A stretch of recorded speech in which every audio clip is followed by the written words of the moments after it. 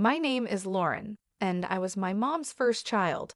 She had me when she was still figuring out her life. She got married young, right after high school, to my dad, Scott. They were more focused on love than on money, which didn't work out well for long. I was still just a little kid when she met Kyle, a guy with a lot of money and a fancy car. She left my dad, took me with her, and never looked back, except to collect the alimony checks. At first, Kyle seemed nice. He would bring me little treats and let me play in his big office filled with shiny things. But my mom changed around him. She always looked at me like I reminded her of a life she wanted to forget. One evening, I overheard them talking in the kitchen while I was supposed to be watching TV. "She's too much like Scott," my mom said sharply. "Always asking questions, always looking at me like he used to." I didn't understand what she meant at the time, but it hurt to hear her talk about me like I was a problem. I loved my real dad. Sure, he lived in a small apartment on the other side of the city, but every moment with him was fun, even if we were just playing in the park or eating cheap pizza. My mom's words from that night stuck with me, and she only became more critical over time. "Can't you do anything right?" she'd say whenever I tried to help around the house or did my schoolwork in the living room.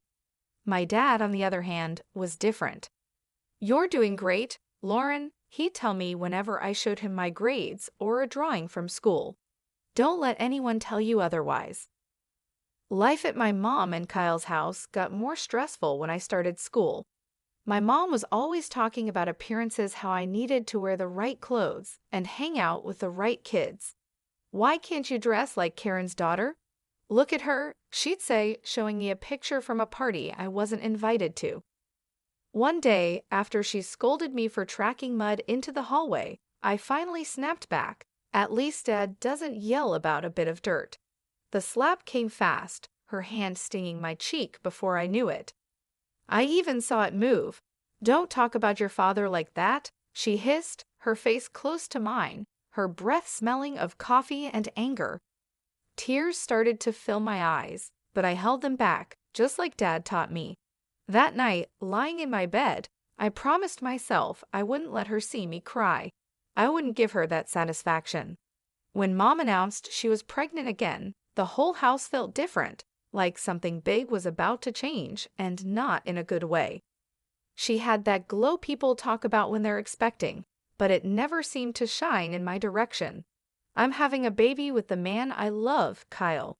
It's going to be perfect," Mom said one evening, rubbing her belly while Kyle beamed like he'd won a prize. Kyle, always trying to charm, added, "We'll need to redo the guest room, make it fit for a little princess." My heart sank. They were talking about my room, my little corner in their world. "What about my room?" I asked, trying to keep my voice steady. Mom shot me a look, her smile turning tight. "You can move into the smaller room, Lauren. It's only fair. The baby will need the space." The way she said fair made it sound like it was already decided, no room for arguing. So I moved, packed up my things, and settled into the smallest room in the house, barely bigger than a closet. Time flew by, and soon Mary was born. She was all anyone could talk about. "Isn't she just the most beautiful baby you've ever seen?" Mom would gush to her friends over the phone, cradling Mary like she was the most precious thing in the world. "Yeah, she's cute," I'd mutter, trying to join the conversation.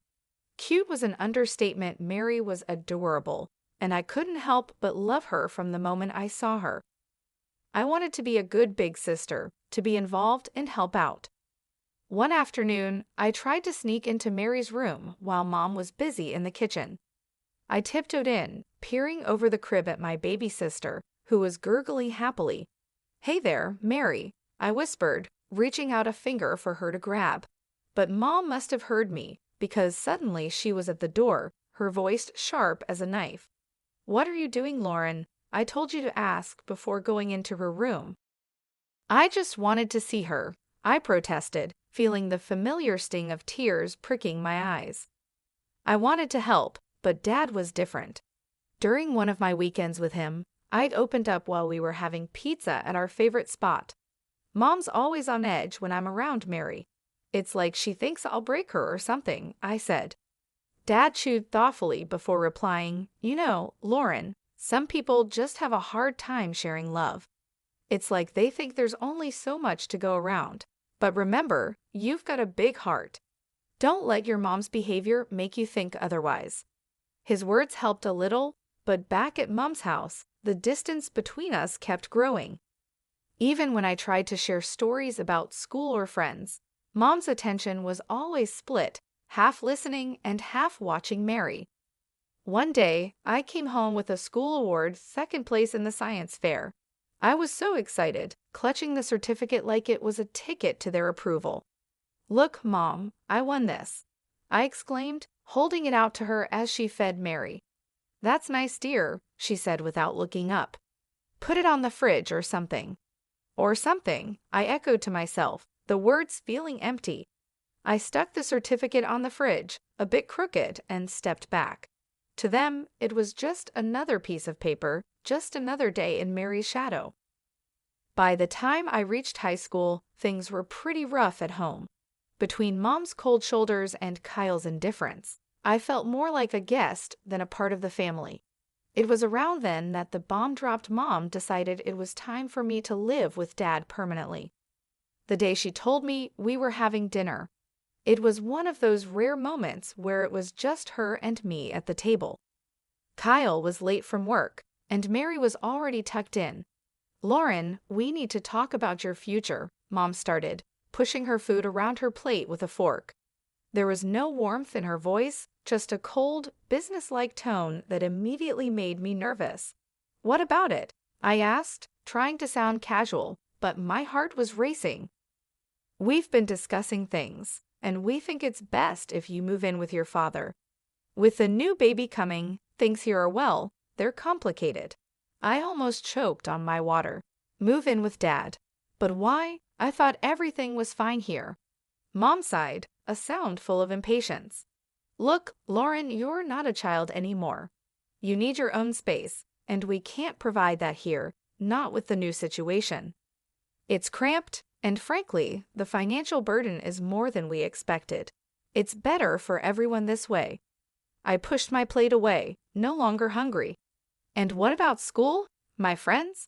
You can go to a new school, make new friends, she said, as if it were that simple, as if my life could be easily replaced.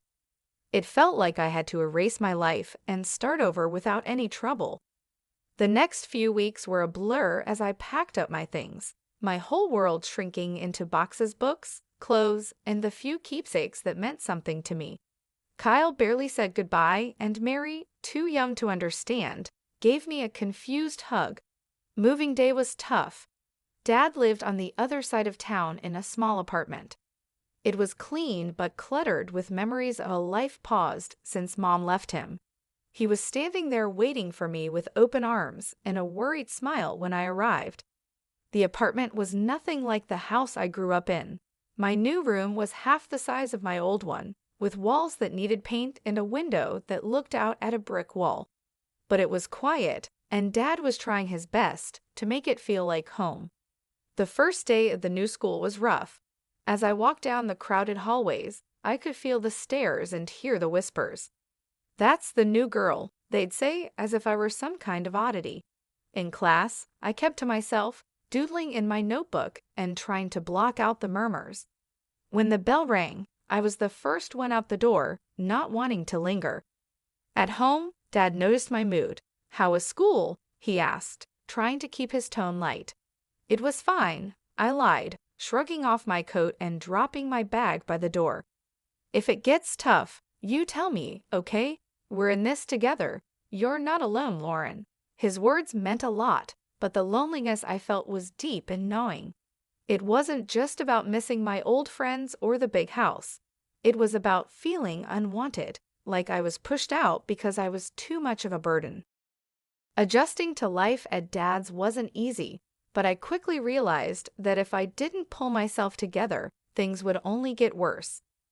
One morning, I woke up, looked around my cramped room, and decided it was time to take charge of my life. No one else is going to do it for me, I muttered under my breath. Dad noticed the change in me almost immediately. Over breakfast one day, he looked up from his coffee and said, "You're looking more determined these days, Lauren. What's on your mind?" I stirred my cereal, thinking about how to put it into words. "I want to make something of myself, Dad. I don't want to end up stuck, you know." He nodded, a serious look crossing his face. "I hear you, kiddo. So what's the plan?" "That scholarship, the big one for the top students, I'm going to get it," I declared, more to convince myself than him. Dad's smile was all the encouragement I needed. I needed that scholarship, and if anyone could get it, it was me. Dad said, "Just tell me what you need from me." School was tough, with long hours spent catching up and even longer evenings buried in books. My teachers noticed the change. Even the tough ones seemed to respect how hard I was working. Mr. Jeremy, my math teacher, kept me after class one day. "Lauren, your work has improved a lot. What's driving this?" he asked. "I need that scholarship," I replied bluntly, packing up my stuff. "I've got plans, and they don't include being stuck here forever." Mr. Jeremy studied me for a moment, then nodded slowly. "Well, keep at it, and let me know if you need extra help. I'm here." Making friends wasn't easy, but I managed to find a few people who didn't mind that I was focused on my goals. During lunch, I'd sit with Linda and Peter, two kids who weren't exactly popular but knew how to laugh. "So, Lauren, you're like a library ninja now, huh?" Peter joked one day, nudging me as we sat down with our trays. I cracked a smile. "Yeah, got to be stealthy if I want to snag the best study spots." Linda chimed in, her voice soft but sincere. "It's cool what you're doing, Lauren. Most wouldn't bother." Days turned into months, and the pressure grew as the application deadlines got closer. Dad was my rock, always there with a hot meal and a listening ear whenever the stress became too much. The day I got the scholarship letter, my hands were shaking as I tore it open. Dad was right there, holding his breath. I scanned the words, my heart pounding, and then I cheered so loud the neighbors probably heard. "I got it, Dad. I got it." I jumped up, the letter flapping in my hand like a flag of victory. Dad swept me up in a big hug, laughing and cheering right along with me. "I knew it. I knew you could do it." As I packed up my things for college a few months later, I felt ready. The future was bright, and for the first time, it felt like it was truly mine. I was leaving, but I was taking all these lessons, all this love and hard-earned wisdom with me. After graduating with honors and establishing a solid career, I finally felt like I was on stable ground. I was 25, doing well at my job, and had just started dating a great guy from work named Eric, who had been nothing but supportive. Then, out of the blue, my mom called. We hadn't spoken much since I moved out, but suddenly here she was asking more like telling me something. "Lauren, your sister Mary is going to college in your city. We've paid her tuition, and we think it'd be best if she stayed with you," Mom said, making it clear this wasn't just a suggestion. I hesitated, memories of our strained relationship running through my mind, but I wanted to believe things could be different this time. "Okay, Mom, I'll help Mary out. It might be nice to reconnect," I said, trying to keep any doubts out of my voice. Mary moved in 2 weeks later, and it was obvious right away that we were very different. She was as stunning as ever, completely focused on her looks and living a high-maintenance lifestyle. She brought with her a suitcase full of expectations and a personality that expected them to be met. "Can you make sure we have almond milk and kale?" "I'm on a special diet," Mary said casually on her first evening, checking herself out in the mirror. "Sure, I'll add them to the grocery list," I replied, trying to be accommodating. But living with Mary turned out to be harder than I expected. She partied like there was no tomorrow, often coming home at dawn, her carefree laughter echoing through the apartment while I lay awake, worrying about work meetings and presentations. One afternoon, Eric came over while Mary was getting ready for another night out. I noticed how she smiled at him just a bit too sweetly and for a bit too long. After she left, Eric spoke up. Lauren, I think Mary's got the wrong idea about me. She's been, well, flirty. I felt a wave of anger and embarrassment. Thanks for telling me, Eric. I'll talk to her. When I confronted Mary, she just laughed it off. Oh, come on, Lauren, I'm just being friendly. Besides, can I help it if he likes me back? That's my fiancé, Mary. You need to respect that, I replied, my voice firm. Her laugh turned cold. Lauren, I'm used to getting what I want. I always have. That was the last straw. I couldn't live like this, feeling like I had to guard my life from my own sister. You need to find another place to live, Mary. This isn't working out, I said, making it clear that I meant it. I told her my decision was final, and Mary stormed out, slamming the door behind her. Within an hour, my phone rang. It was Mom, and her voice was cold and sharp. You're such a jealous girl, Lauren. You can't stand to see your sister happy, can you? I just want respect, Mom, that's all, I replied, but it was like talking to a wall. After that, things went quiet between Mary and me. I heard through the grapevine that she dropped out of college and was drifting through her social circles on charm and whims. As for me, I refocused on my life with Eric, my work, and rebuilding my boundaries. 3 years flew by since I last tried to patch things up with my family. Things were going well for me, I was moving up at work, and life with Eric was better than ever. That's when I heard the news about Mary. She had dropped out of college and was getting married to some rich guy she'd met. Feeling a mix of curiosity and goodwill, I picked up the phone to call home and offer my congratulations. Mom answered, her voice cold and distant as always. Mom, I heard about Mary's wedding. I just wanted to say congratulations, I started, trying to keep my tone light. Well, don't bother. We're not waiting for you at the wedding. It's for rich people only, and we don't need any beggars there, she spat out, her words cutting deep. I clenched the phone a little tighter, feeling the old sting of rejection. Really, Mom, that's how you're going to be. What did you expect, Lauren? You've always been the difficult one. Just stay away, she said before hanging up. I stood there, phone in hand, the dial tone echoing in my ear. The hurt was real, but I wasn't going to let it ruin me. I found out later that they'd spared no expense on Mary's wedding, hiring popular artists and actors to make it a lavish affair. Time passed, and life didn't stand still for me either. Eric proposed, and suddenly I was planning my own wedding, nothing extravagant, but every bit filled with love and sincerity. I called Dad to share the news. He was overjoyed. Lauren, that's wonderful. You bet I'll be there. I wouldn't miss it for the world, he said, his voice brimming with happiness. Encouraged by Dad's reaction, I made one last attempt to bridge the gap with my mom. I dialed her number, my heart racing as I waited for her to pick up. Mom, I'm getting married. I want you to come, I said, holding my breath. Her reply was as cold as a winter breeze. No, Lauren, not interested in attending some modest gathering of losers. Count me out. I swallowed hard, fighting back the hurt. All right, Mom, take care, I said, and hung up, knowing it was probably the last time I'd invite her into my life. Our wedding day was simple but beautiful. Dad walked me down the aisle, his presence a steady comfort. The room was filled with genuine smiles and heartfelt congratulations, a stark contrast to the grandeur and coldness of Mary's wedding spectacle. Our modest reception was filled with laughter, dancing, and stories.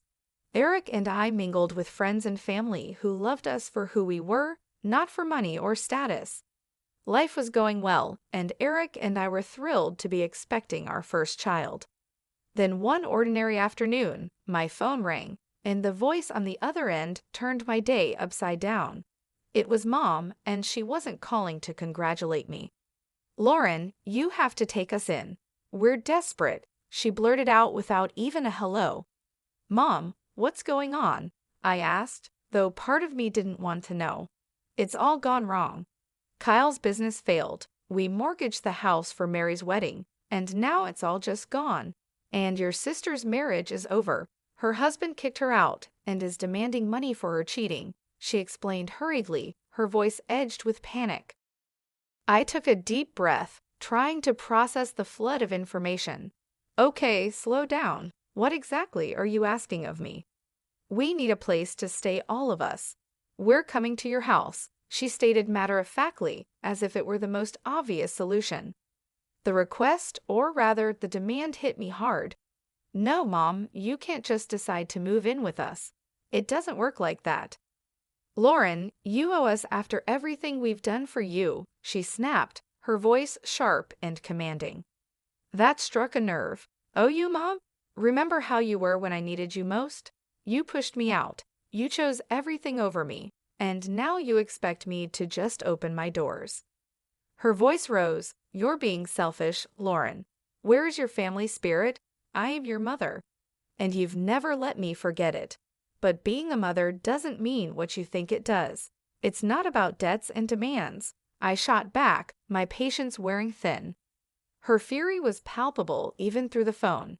You'll regret this, Lauren. I might even take you to court to get what I deserve. I couldn't help but laugh, but it was more from disbelief than anything else. Go ahead and try, Mom. Remember, Dad was my guardian when you kicked me out.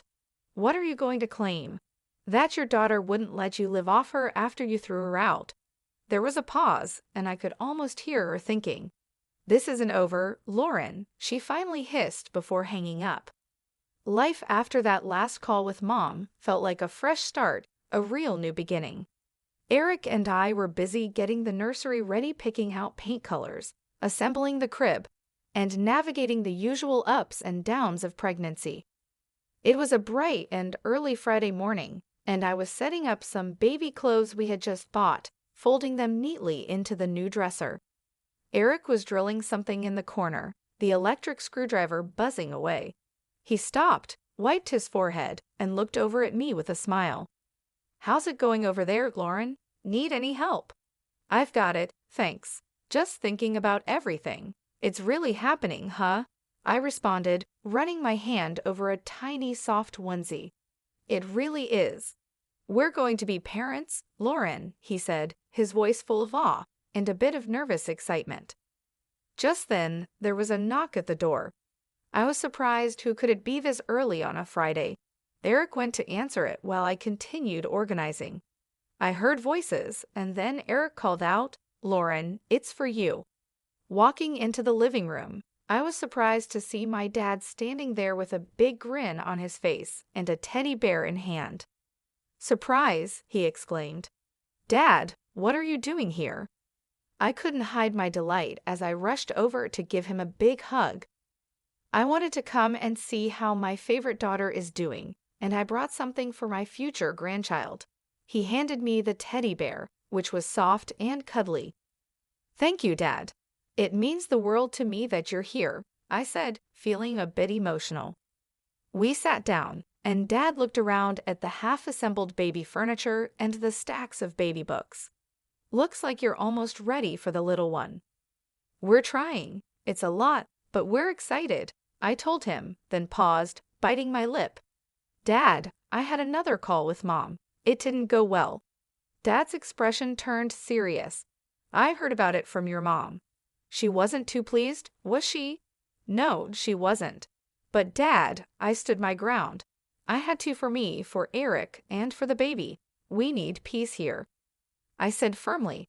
The day passed with us sharing stories, Dad giving us some unsolicited but funny parenting advice, and just enjoying being together. It was a good day, one of those days you know you'll look back on fondly. As the sun set, painting the sky in shades of orange and pink, Eric, Dad, and I sat on the porch, a gentle breeze rustling the leaves. Eric put his arm around me, and I leaned into him. Despite everything with Mom and all the drama, I feel lucky. We have each other, and we're about to start this amazing new chapter. I have a feeling it's going to be great, I said, looking out at the fading light. Eric kissed the top of my head. It will be. We've got this, Lauren. As night fell and Dad said his goodbyes, I felt a deep sense of contentment and readiness for what was to come. The challenges with my mom and the uncertainty of new beginnings had been tough, but they led me here, to this moment, surrounded by love and support.